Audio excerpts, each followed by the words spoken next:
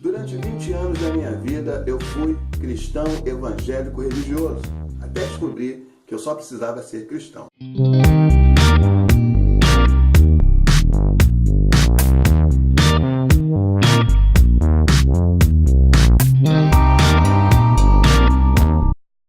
Olá, amigos do YouTube, esse é o canal Sou do Povo e meu nome é Vander Lopes.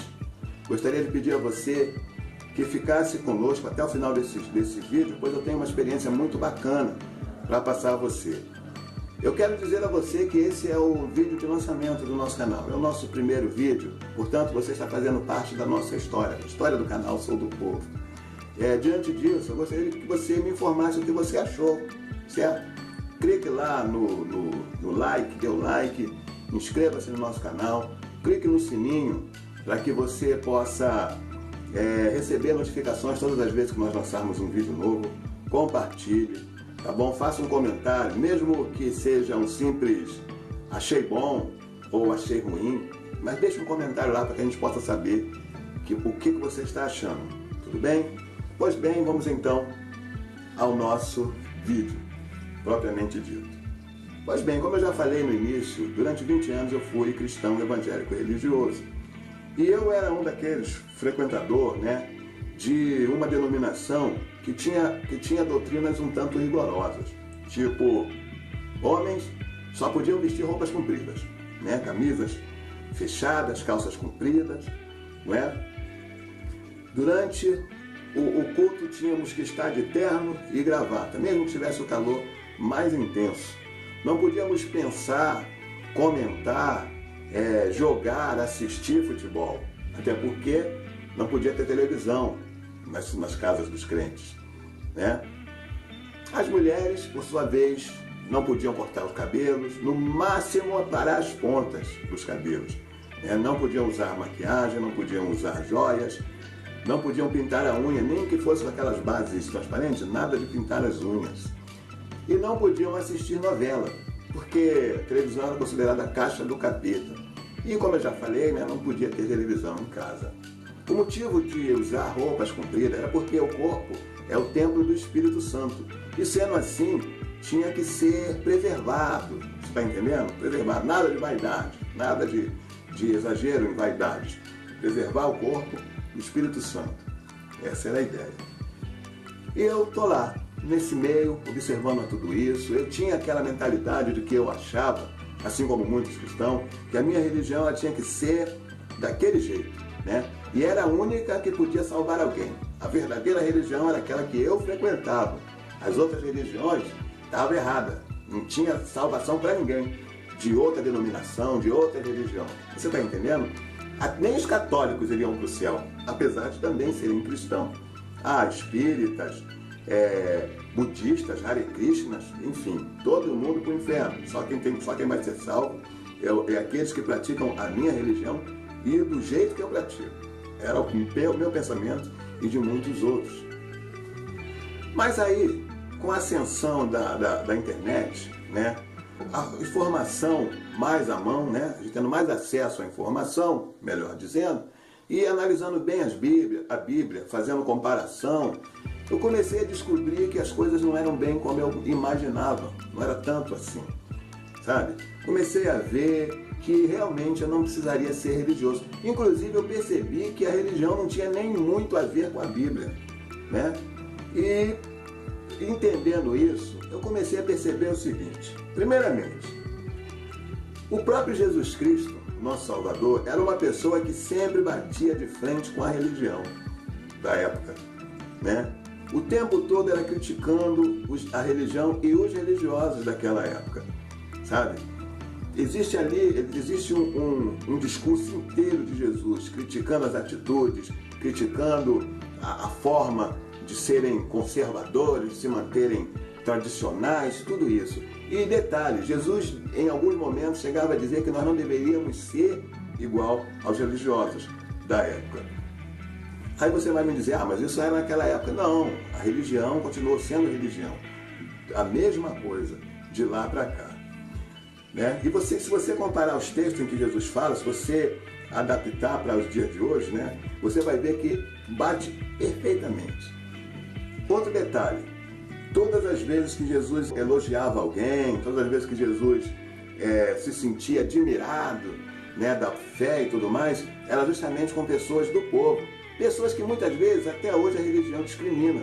Religião discrimina pessoas espíritas, pessoas vamos lá, de umbanda, né? São discriminados às vezes homossexuais, né? E Jesus, ele andava entre publicanos, fariseus da época, né? Ele inclusive livrou uma mulher que foi pega num ato de adultério, de ser apedrejada pela religião. Você está entendendo? Enfim, né? Jesus, ele combatia a religião. Jesus expulsava os comerciantes, aqueles que faziam comércio com a religião. Existe uma passagem onde Jesus está expulsando os comerciantes do templo, né? E o que mais vemos hoje é justamente um comércio com o nome de Jesus. O nome de Jesus brilha ouro, reluz como ouro para muitas religiões e religiosos, não é? Muitos religiosos enriqueceram às custas do nome Jesus, sabe? E assim foi. E eu fui descobrindo, eu comecei a perceber alguns detalhes, como por exemplo, vou te dar um exemplo aqui, de uma coisa que talvez já tenha acontecido com você. Será que em algum momento você já se sentiu constrangido ao ser chamado de ladrão dentro de um templo religioso? É verdade, chamado de ladrão. Não diretamente, né? Nem sempre o pastor, ou sei lá, o apóstolo, o bispo, o arcebispo, nem sempre a pessoa dirige-se diretamente a você. Mas o que ele fala, às vezes, encontra você. Sabe por quê? Porque existe um versículo, um texto na Bíblia que diz que, lá em Malaquias 3,8, que fala sobre o dízimo, né? No que me roubas, né? O Senhor, nosso Criador, falando diretamente ao povo judeu, né? Dizendo que eles roubavam, né? Quando deixavam de entregar o dízimo. E as igrejas cobram o dízimo. E muitas vezes você não pode contribuir porque você passa por alguma dificuldade, um problema financeiro ou um problema de saúde dentro da sua casa e por algum motivo você não pode contribuir. E aí a palavra é rigorosa. Você é ladrão e as maldições virão sobre você. As pragas virão sobre a sua vida. Dá o dízimo que é para você prosperar. Só que Deus nunca falou isso para você. Não era contigo e nem comigo que ele estava falando. Ele estava falando com aquele povo naquele momento. Ah, como eu sei disso? Como eu tenho tanta certeza? Vou dizer para você. Primeiramente, você tem que entender que naquela época em que Deus estava falando isso, eles estavam no Antigo Testamento. O Antigo Testamento se baseia na época da lei, né? Ali se vive o tempo da lei. Não era o tempo da graça do nosso Salvador, Jesus Cristo. Ali era o tempo da lei. E o dízimo era lei. O dízimo era uma lei criada por Jacó, se não me falha a memória. Mas sim, foi Jacó quem criou o dízimo. E ele criou a lei do dízimo, que era para beneficiar a tribo de Levi. Porque você sabe, né? Eram 12 tribos e existia a tribo de Levi. A tribo de Levi era responsável por guardar os utensílios de adoração ao Senhor. O povo era nômade, caminhava, né? Eles não tinham um lugar fixo para construir a tenda, eles viviam em tendas, né? Então eles não ficavam parados, então eles tinham que estar transitando. E os levitas cuidavam do material, da tenda, de tudo aquilo que pertencia. E assim, eles não produziam nada para o seu sustento. As outras tribos que produziam, elas trabalhavam e tiravam 10% de tudo que produziam, né? De alimentos, né? De tudo que produziam, 10% entregava a Levi. E Levi, por sua vez, tirava 10% de tudo que as outras tribos lhe entregavam e concedia uma oferta ao nosso Criador, certo? Então, era isso. O dízimo era agricultura, era produtos de agricultura, vamos dizer, alimentos. O dízimo não era dinheiro, né? O povo judeu nunca dizimou com dinheiro, nunca deu dízimo de dinheiro. Aí você vai me dizer, mas naquele tempo não existia dinheiro. Existia sim, eu posso te provar. É só você olhar. De repente eu vou deixar aqui o versículo e o capítulo, aquela passagem de José do Egito. Ele foi vendido por 20 barras de prata, né, pelos seus irmãos. Então existia dinheiro, existia, né, moeda da época. Então eles podiam. Um outro detalhe, o dízimo nunca foi mensal, o dízimo era anual, tá? O dízimo era lei, o dízimo nunca foi dinheiro, era alimentos e o dízimo era anual. E outro detalhe mais interessante ainda, se você não pode dar dízimo, você não tem como dar dízimo, porque dízimo era lei, e lei do povo judeu. né? Era oferta a Deus. Deus nunca aceitava ofertas de pessoas estrangeiras, consideradas gentios, chamadas de gentio na época. Não recebia. Os gentios, pessoas estrangeiras, pessoas de outras nações, como eu, que sou brasileiro, como o americano, nós somos considerados, éramos, né, vamos dizer assim, melhor dizendo, éramos considerados imundo para Deus. Então não podíamos ofertar a Deus, porque Ele não receberia nossas ofertas. Então dízimo você não pode dar. E eu tenho uma notícia para você. Se alguém aí é ladrão, esse alguém não é você. Então não receba essa palavra. Tá? Se você quiser contribuir, se houver um meio de contribuição legal, você contribua. Até porque os templos precisam de dinheiro para pagar suas contas, taxas de luz. E muitas vezes, em alguns templos, você tem um certo conforto. Ar-condicionado, banquinho aconchegante, você tem acesso ao sistema de som, os microfones, para você poder dar seu depoimento, cantar um louvor, né? Então, nada mais justo que pagar para isso. Afinal de contas, a gente paga quando vai ao teatro, assistir uma peça, né? A gente paga para ver um futebol, paga não um filme no cinema, então por que não pagar para participar, né, da igreja, lá do culto, no templo, correto? Então, uma outra coisa interessante. Nós sabemos, as igrejas, os templos religiosos nos ensinam a participar da Santa Ceia. Por quê? Quem não come do meu corpo e do meu sangue não tem comunhão comigo. Pois eu tenho uma nova notícia para você, uma boa notícia para te dar. Essa ceia lá dos templos é um simples cerimonial. A verdadeira ceia já aconteceu. Foi a única, a propósito. Foi a única vez que aconteceu uma Santa Ceia. Vamos chamar de jantar. Foi a única vez que houve esse jantar sagrado, onde Jesus estava presente. Aquele jantar ali era o mais importante. Ali havia uma representação da Páscoa, né, onde os judeus comiam ervas amargas, pães sem fermentos, para representar o sofrimento que eles passaram enquanto estiveram no Egito. Tinha ali o cordeiro, né? E o nosso Salvador Jesus estava representando justamente isso. Ele era o cordeiro da ceia. Ele seria entregue pelos nossos pecados. Então ele reuniu aquele povo, os seus discípulos, e ali ele fazia suas últimas considerações, né? Passava algumas orientações. E uma coisa muito interessante que ele falava era que nós deveríamos fazer aquilo em memória de mim. Mas o que? Comer pão, beber vinho, comer pão? Não. O que deveria ser feito em memória é lembrar do seu sofrimento.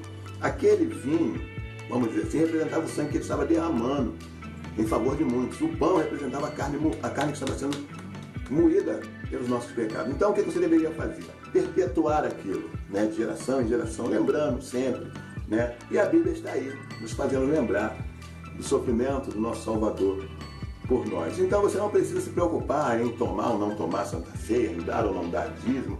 A próxima ceia da qual você deve participar será naquele grande dia, naquele grande encontro. Você só vai beber novamente do fruto da vinha naquele grande encontro, quando nós saímos nas bodas com o nosso Pai, né, com o nosso Criador.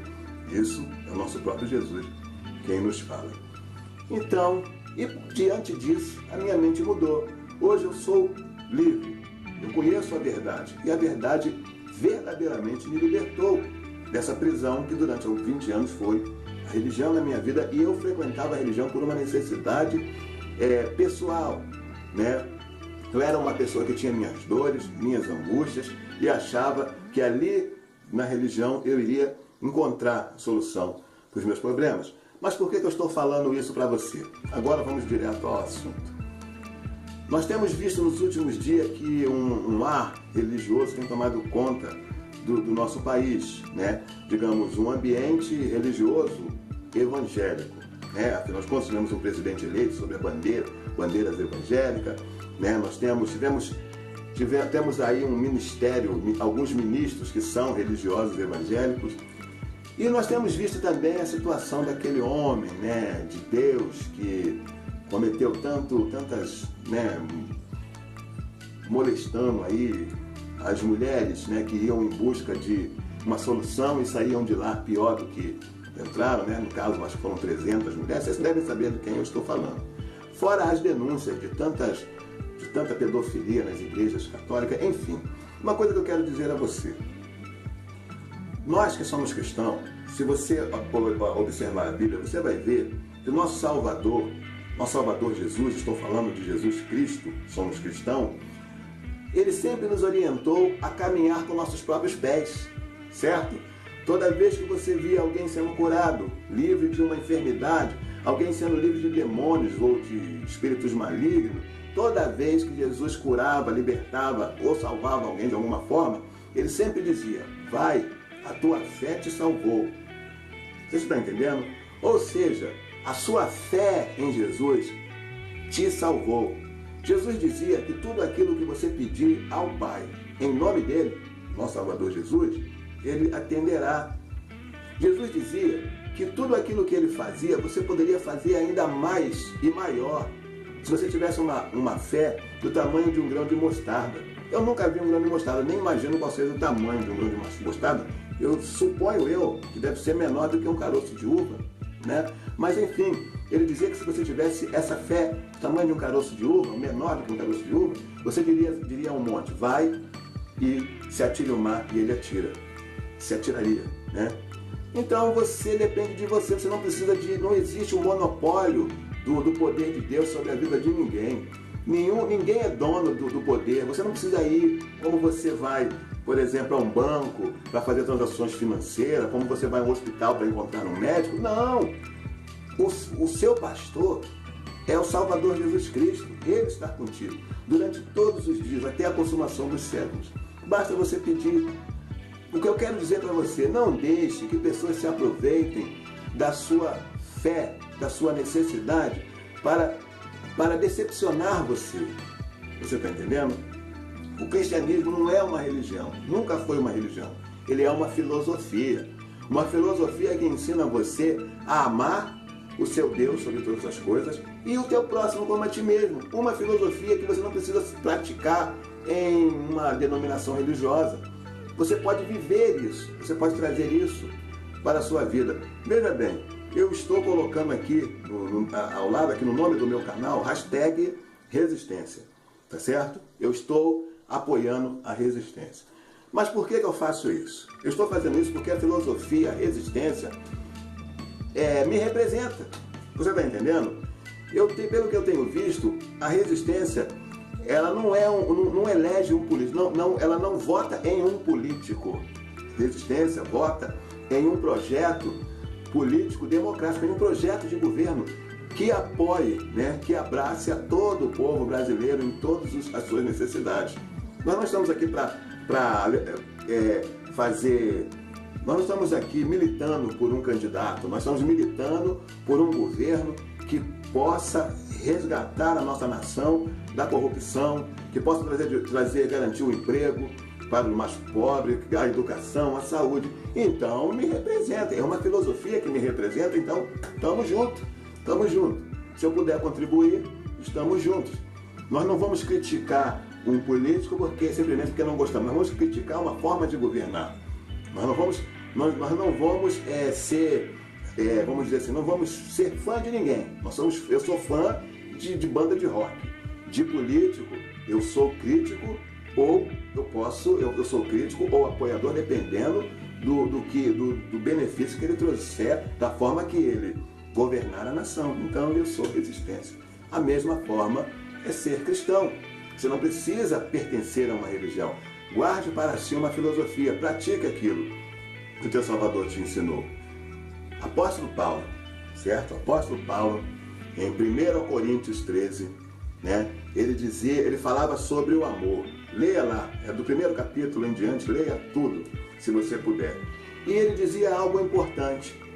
Olha, ainda que eu desse todos os meus bens em favor de muitos, e ainda que eu me atirasse no fogo, que eu tirasse meu corpo no fogo, enfim, ainda que eu falasse a língua dos homens, a língua dos anjos, e se eu não tivesse o amor, isso não de nada adiantaria.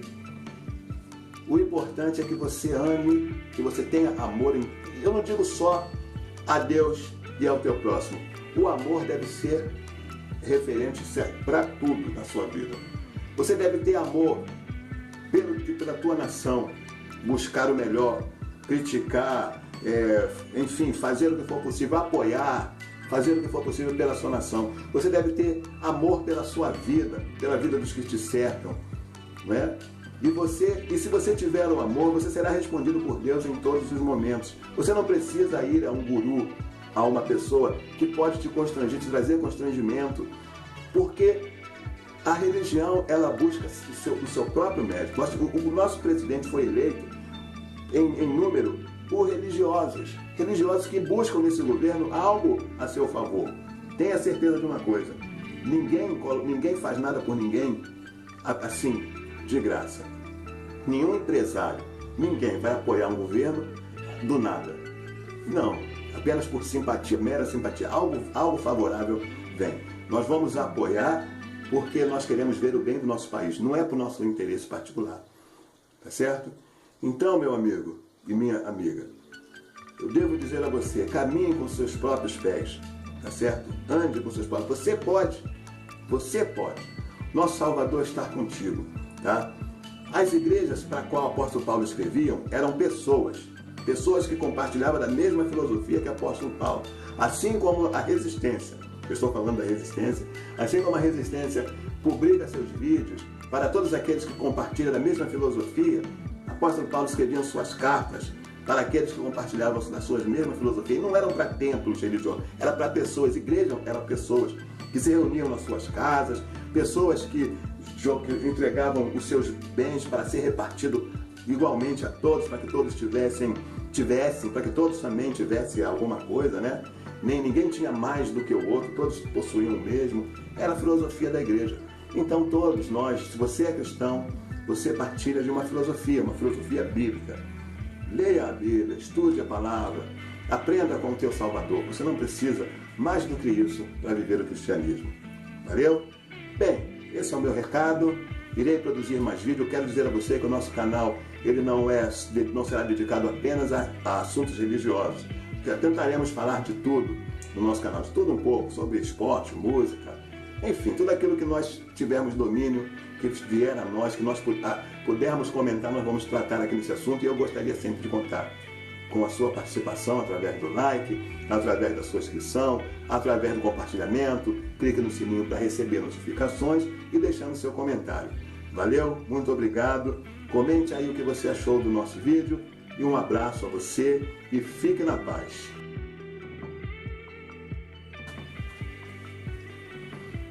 Espero que tenha ficado legal. Será que ficou bom? Espero que tenha ficado legal.